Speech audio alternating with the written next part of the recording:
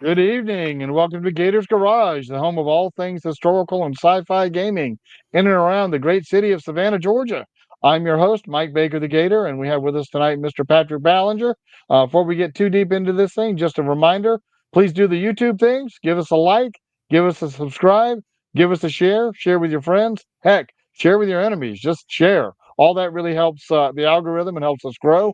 Also, if you got questions or comments, you're absolutely welcome to leave them in the section below. Just keep them family friendly. That's all we ask. And obviously, since this is me and Patrick, if I don't have an answer, I'll ting him. And, if he doesn't have an answer, well, we'll give it a good guess. So there you go. Patrick, it's good to have you with us tonight. Hey, thanks, Mike. Good to be here. So, how'd the tournament go? How many, and didn't put this on my list, but how many players did you have? Let's see. I think we had 14 on Friday and I believe 16 on Saturday.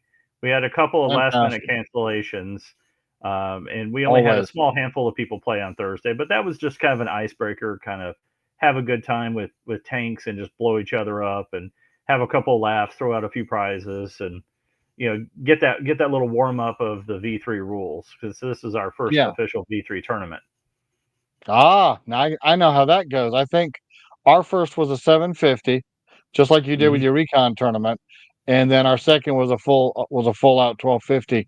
And I Yeah. keep forgetting that it's not just the Recon 2025 tournament; it's actually tournaments. It's three of them.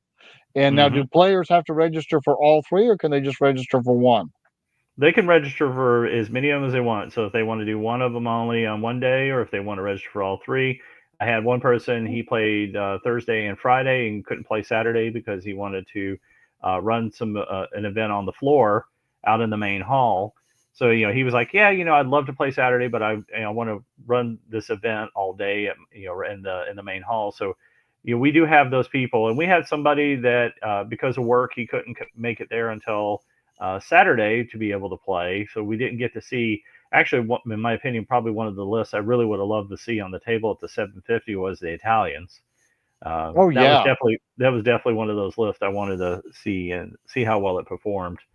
But I always say, like, with the event itself, Helmut Schmidt actually summed it up. It said, "No plan ever survives contact with the enemy." I think he also included gamers in that quote. He just didn't know that they were coming at that time.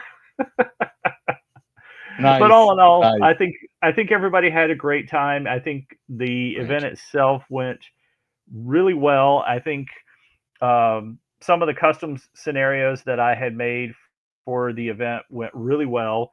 One of my favorites is red herring. I brought that back. I had that around since V1, and red herring is fun because you have three objectives on each side of the table, and everybody has an index card and an envelope, and you write down which one of the chips, the red, white, or blue, is the fake objective.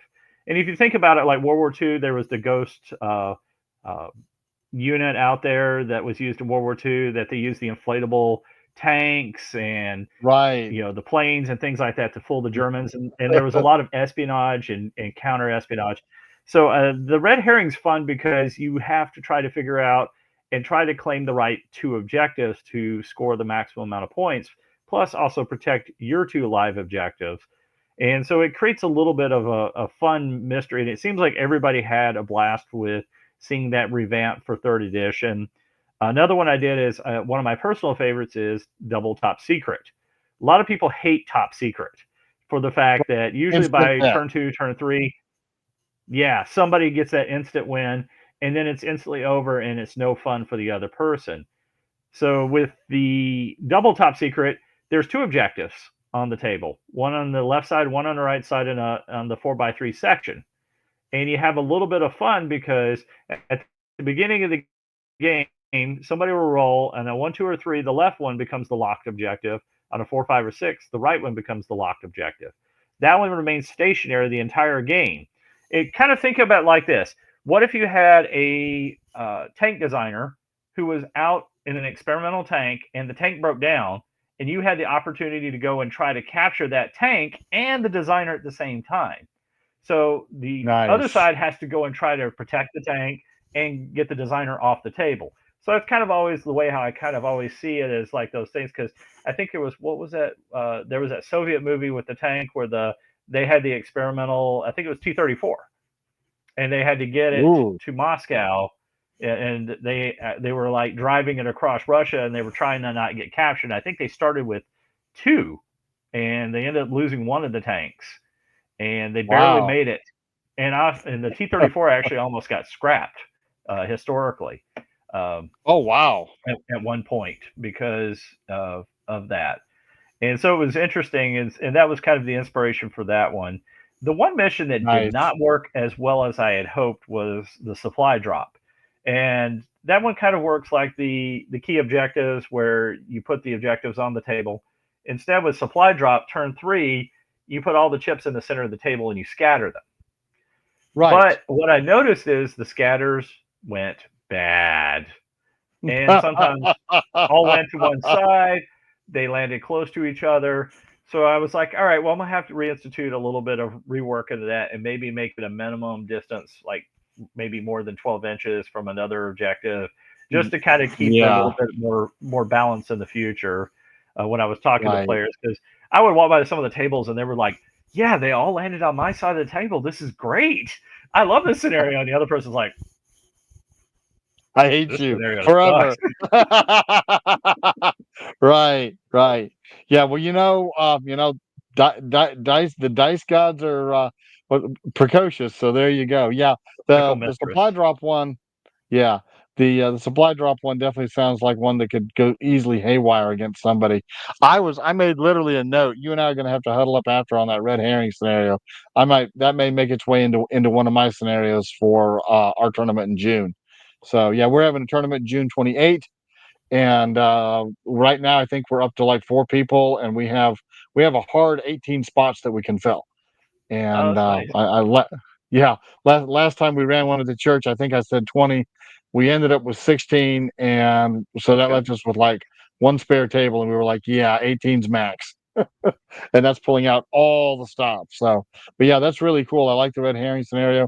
I've been doing some experiments with randomizing some scenarios on Chat GPT, and that's been pretty interesting. So, if you see for some really different scenarios in my tournament, that's probably because me and the AI have been huddling up. So it's pretty Have, cool. It have you will ever actually tried read your Fog of rule War? book, huh? Have you ever tried Fog of War at your events? Oh, I think I did at our 750 event, and I got howls all around. People were not happy with it. Like, "This sucks." Actually, I did sticker shock on Thursday with Fog of War, and by the time we got to Saturday, people started figuring out how Fog of War works.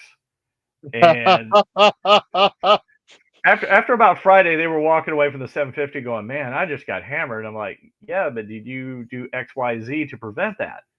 No. So I'm going to tell you that tomorrow there's going to be one of those on the table. So you might want to think about it. Because what I liked about Fog of War is Fog of War prevents people from building gun lines and static gun lines and being able to sit back and shoot somebody down. You actually have to start being a little bit conscious of how you're doing your strategy and your tactics. And I love that.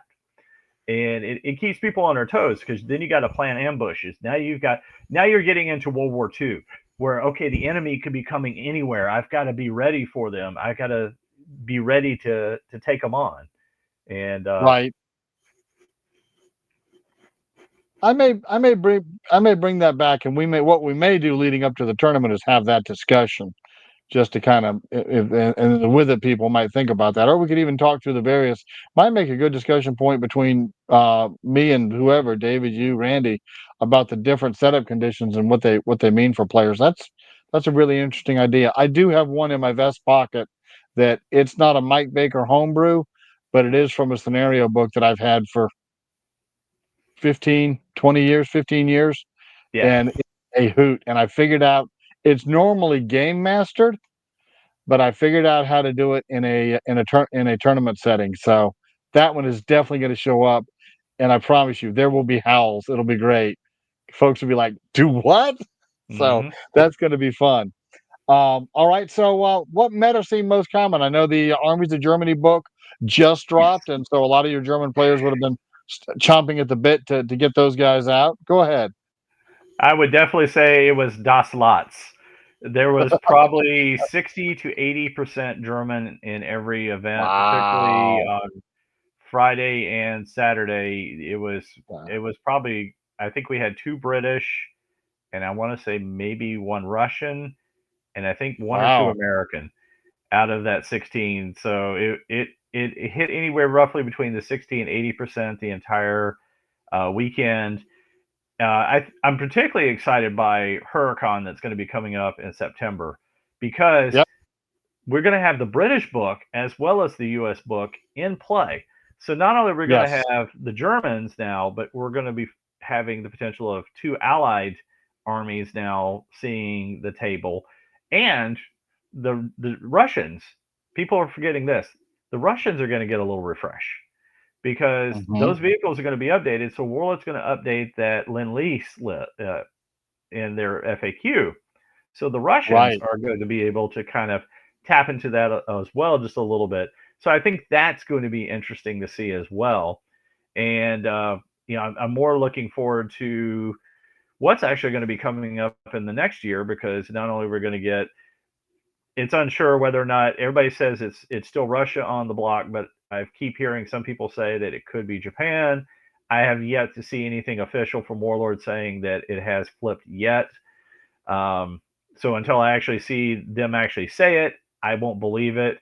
And then of course we got the minor Axis and Allies coming out, and then it looks like now, Right. according to the British book, that we're going to get a second British book Right. of it looks like, Commonwealth.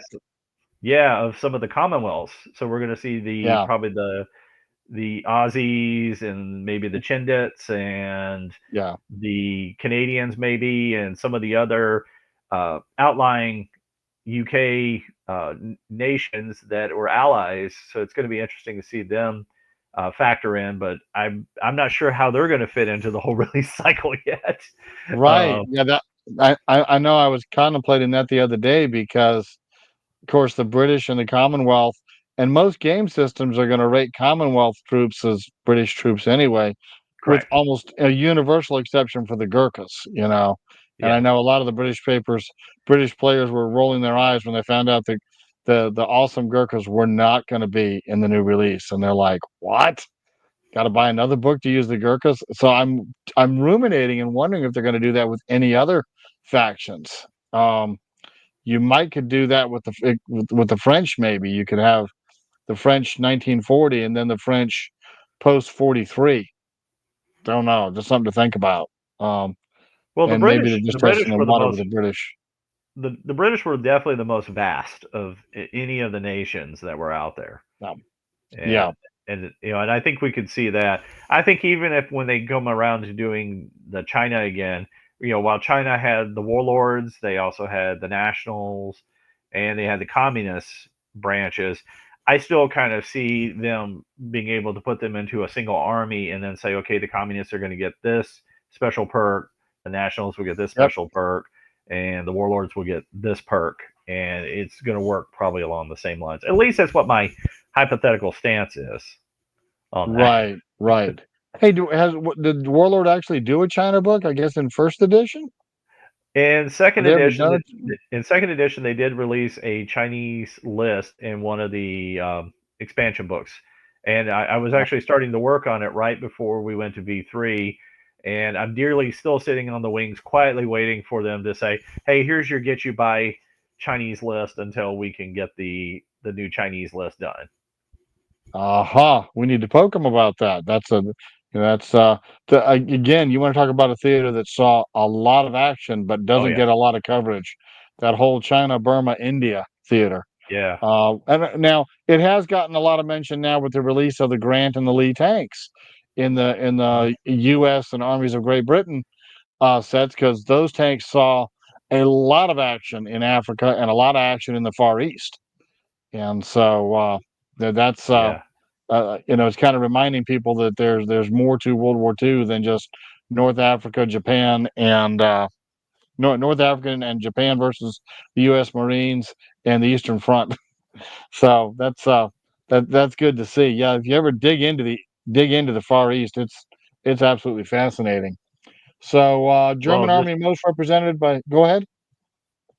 yeah, I was about to say that also when you're if you're happen to be playing the partisans, now the way how they open up the partisans, you can actually now steal Japanese equipment and play a Japanese list with mixing in British and American stuff and running like the Taiwanese or potentially the Chinese or even the Filipino resistance on some of the islands. Ooh, wow, that would be fun.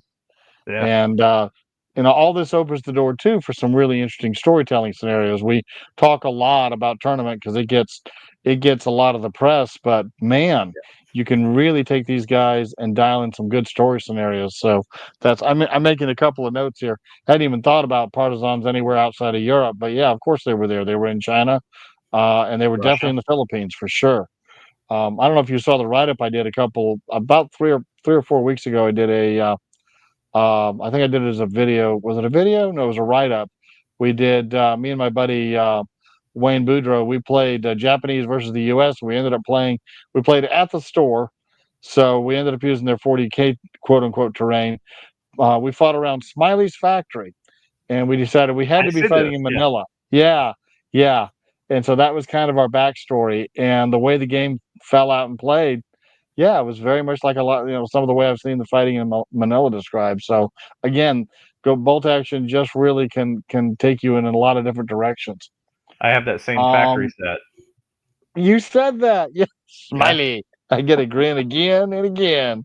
Yeah, so it was really cool. And Wayne and I, for as much as I TO, I don't get to play a lot, yeah, and so I'm still learning in some cases, even just some of the more medium and advanced rules. I got the basic rules down pretty darn cold, but some of the medium and advanced rules we're still working on. I yeah. tend to play a lot of that Gentleman's War starter set for demos, and it's fairly basic, fortunately. Good choice.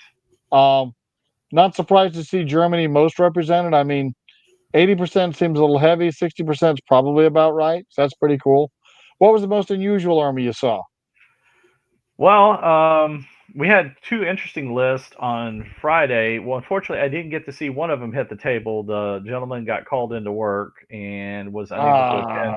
He Ah, had a really interesting Italian list that I really wanted to see how it was going to play out. We did have a French player who did quite well, and he had a very heavy infantry list. The the okay, meta the meta itself, just I know you kind of had mentioned that earlier. It was very mixed. It was across the board. There was some lists that showed up very tank heavy on right. Saturday. We had some that went very infantry heavy, and we had some that had good supported, following up with like artillery or anti tank guns, or they had mortars and machine guns in supply to be able to kind of lay down that suppressing fire on particularly Saturday. Even on Friday, we saw some people experimenting with engineers. We saw some people really focusing more on transports were extremely popular. Like I know Randy, for example, brought his ever famous LVT with the autocannon, uh, Yes.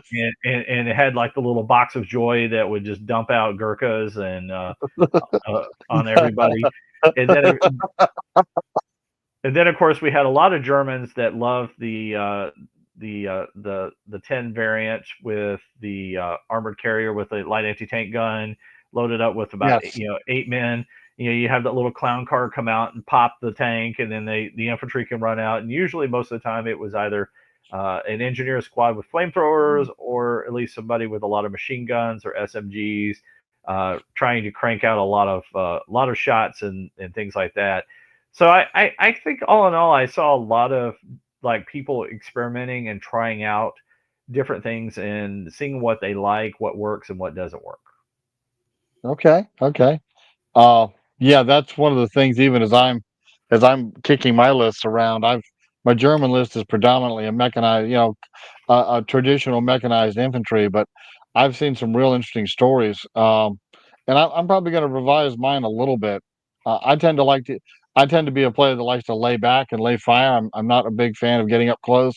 So the new rules really favor my style of play in that.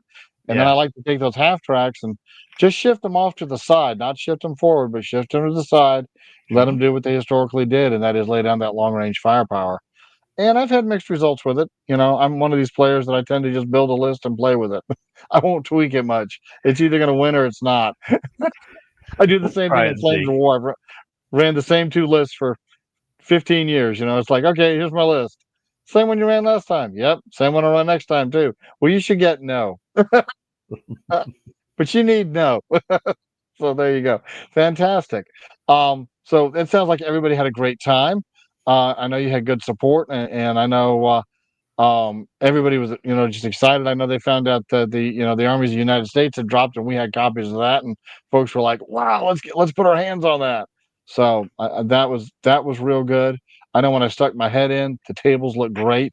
I shared your Thank you. tables on some of the terrain groups, and they were like, "Wow, looks good." So that was really exciting. Now, did you provide all your own terrain, or did you get any help from anybody? Well, all that terrain is either mine or Chris Young. Chris Young is one of the players, and he helps me set up all the terrain and builds a lot of the terrain. And he is a wizard when it comes to pulling together a lot of the different scenery. He comes up with a lot of great ideas. Oh, that's fantastic. It's always good to have someone like that on your team. For us, it's Randy does good on the tournament side, and then our buddy Jim Casey builds a lot of different terrain for the club that finds its way onto our bolt action boards. So that's pretty darn cool. I like that. I like that a lot. And now, when is what? Now, I know all work and no play makes Pat a dull boy. When are you going to get to play in your next tournament? I don't know that most of the time I am either running events or I'm kind of trying to set up something at a store to get them interested in bolt action. There's Right. a new store that just opened up just north of where I live here in Hudson and in Hernando County, and so I'm trying to reach out to them to see if maybe we can break into the scene up there and maybe start some stuff in the north area here of Tampa and start generating some more excitement with bolt action and start growing the community even more. Fantastic, fantastic. Yeah, I know sometimes it seems we're either putting stuff together or we're playing or putting more stuff together. So that's I would fantastic. love to play more. What Yeah, I hear you. Hey, I don't know if I asked you this last time we talked, but and it may have changed, but what's your favorite faction in Bolt Action? Wow. Okay, the favorite Or faction. or does it Uh, just it depends?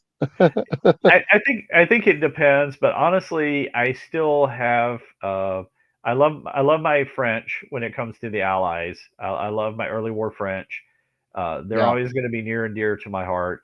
I'm also a huge fan of the Finns. I love their history of everything that happened in World War II, and the Hungarians as well. I love both of those minor factions, and I still feel myself still gravitating even there more. And they'll be like, "Ooh, look, you have this new German book," but I'm like, "Yes, but I love my minor nations. I want to play my minor nations." I think that's one of the things I most appreciate about bolt action. It gets it gets pokes from some of the history grognards about not being historical enough, but I absolutely enjoy that in this game the minor nations are not nerfed at the tactical level. Sometimes you'll see them get a little bit nerfed in some games. Um, it didn't take me long at all to realize that the French were given the overall meta of the game, the French, even 1940 French, absolutely playable, can Hmm. absolutely ruin the day of a 1945 German force. Yeah, So in that context, I think the designers of Bolt Action get a big hats off because you really can play with your favorite guys. yeah. I've seen the Hungarians suddenly getting a lot of love. I'm not sure why. I do know that from a point standpoint, the Hungarians have access to equipment that's darn near as good as anybody else's. Hmm. And then who else did you say you like? The Romanians? No, the The Finns. Finns. Finns. Yeah. Yeah. Got a buddy of mine up here playing the Finns and good solid infantry force there with access to a bunch of different types of Russian tanks, all unreliable, of course. But yeah, Well, I the hear you. my Now my again, favorite is always oh, the Huntsman. The Huntsman. Yeah, the huntsman rule. Yeah, where you can advance up and then you can put yourself into ambush, so you can make an Oh advance move, etc. yeah. Yeah, and that's all. And you Right. can even do that with a sniper, which really annoys people. Come get some.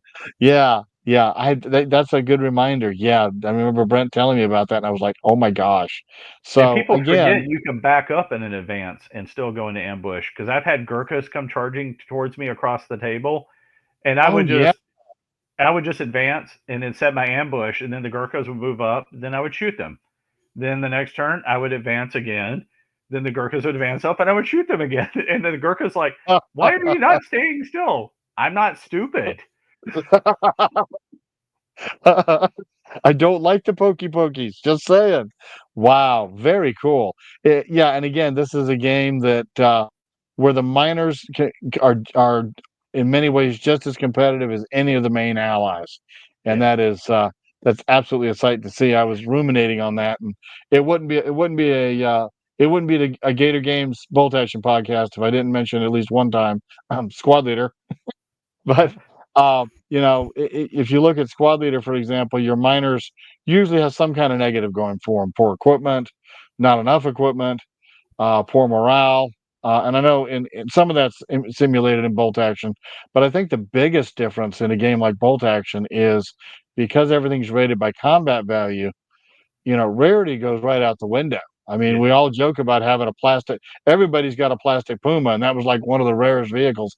But it was one of the first plastic kits that Warlord came out with, uh, and it's a darn fine medium tank, light Mhm. tank. So yeah, I do like that. So I'm not surprised at all to see that you're kind of out there. Not necessarily any of the main factions, but some of the smaller ones, and you're The far from alone on that. Go ahead. the favorite of the German vehicles was the 250 that had the double machine gun prototype. Well, let's put it like this. I think at our tournament we might have actually doubled the number of prototypes that were probably ever made. Yeah, yeah. See, that's the type of thing that makes the hardcore historical gamers like me go, "Oh my gosh!" But hey, it is what it is. On the flip side, if you're playing the French, you got Mhm. as many Char Bs as you can buy, and if you Mhm. really feel crazy, you can even buy the Char 2C, which never saw combat, but you can terrify somebody with it. So yeah, Yeah. love it. That is one of the things that makes this game particularly shine. I like it a lot. Yeah. So when's the next tournament that you're planning to run then, or do you know? It'll be HURRICON in September. So we'll be post. Okay, so As a matter of fact, we're about to post everything up probably in the next week or so. People can start registering games, and so I'm hoping to have everything posted up by wow, the end of May. And yeah, and so we can have vendors start registering. We can have people right. start putting games into the PEL, and we can also start getting the tournament organizers the chance to put their information on there and advertise their tournament. So that's where our goal is in the HMGS South team, is to be able to try to get that out as soon as possible. Fantastic. Yeah, I got an email, telling me that I was available to register as a vendor for Hurricon. I'm certainly going to. Yeah. That both those cons are good for me, and folks are starting to get to know us Gators. I had somebody say, "I just see you everywhere." I'm like, "That's the plan." But I love going to cons and seeing people who've seen me on YouTube, or people. I've got a couple people that they play my games every con. They're going to come play it, whatever. Like my Black Powder game. I got one or two guys that will play that every con, and that is so exciting. So is the Hurricane format going to be very similar with effectively three potential games that you can play in, and of course now the price for the tournament is just entry to the con, right? Correct. Yeah. So there's no Okay. additional cost to entering the event. I'm probably going to do the 750 on Friday and then a 1250 on Saturday. I'm thinking Yep. for Thursday night we may do something a little bit different. Um, Yeah. I know we've got K47 potentially coming up, so we've talked about that. Right. We've actually even talked about, like what you just brought up, historical scenarios. And Yeah. the compendium book just came out. I've been flipping through that, and I said, these would be some great scenarios. And then we've also seen Warlord release some really good scenarios in the past with other types. So we've talked about maybe setting up one or two scenario tables and having the opportunity for people to come out and play in those scenario tables instead on Thursday night, and just kind of have more of a casual time doing that. One person did recommend to me to have a doubles tank tournament, and that was another thing I still have on the plate of potential consideration as well. So I've got to ask the community what they like to see, if they like to see a tournament, or they'd like to see something more casual, or maybe a little bit more historical, just for that Thursday night, kind of have some Yeah, fun. yeah. Hey, that's awesome, and I'm really excited to see that you're keeping the concept of tank wars alive. I think that tank centered approach from Bolt Action is it's really light and easy, and it makes it fun. And Yeah, I'm sure the games tend to run pretty quick, so that's yeah. really good. Well, man, I am absolutely looking forward to seeing what you do there, and I think we'll have to huddle up maybe a couple months out before the tournament and see how things are tracking and see what's maybe been finalized up. And I think that's everything from the Gator for you tonight. Thank you so much. Yeah. I'm sure people tell you this, but I'm going to tell you anyway. Thanks for all the work you do. I know you get as much as the rest of us do when it comes to organizing stuff, and that's usually a smile and a handshake. And Well, we appreciate the work you do. well, I appreciate that, but one of the biggest things also, first off, it goes to the players, to the people who are the winners for the tournament, to the just the players just having fun, and Yeah, all the hands of everybody who helps set things up or just puts things in motion and supports everything. Without that community doesn't make everything work, and so it's the community out there that actually deserves that thank you. absolutely, absolutely. All right, well, folks, there you have it from Mr. Patrick Ballinger, TO of Recon and HURRICON Bolt Action Tournaments. If you've not had a chance to play in one of those, I would highly recommend you take a look at it. It can be a bit of a drive down to Orlando or Kissimmee, as the case may be, but it's a good facility. The hotel does a good job for us, and it's a good community. And like you said, don't have to play in all the tournaments. You may take one day, or take one day or two, or maybe just a Thursday night. But definitely take a chance to get down there and see the different parts of the bolt action world. All right, and with all that, Yep. this is Gator Games signing off. Mr. Patrick, anything from you? No, I appreciate your time, Mike, and just want to say thank you everybody for listening. All right, guys. Hey, before we head out, just a reminder: click that like, subscribe, and share. Talk to you later. All right.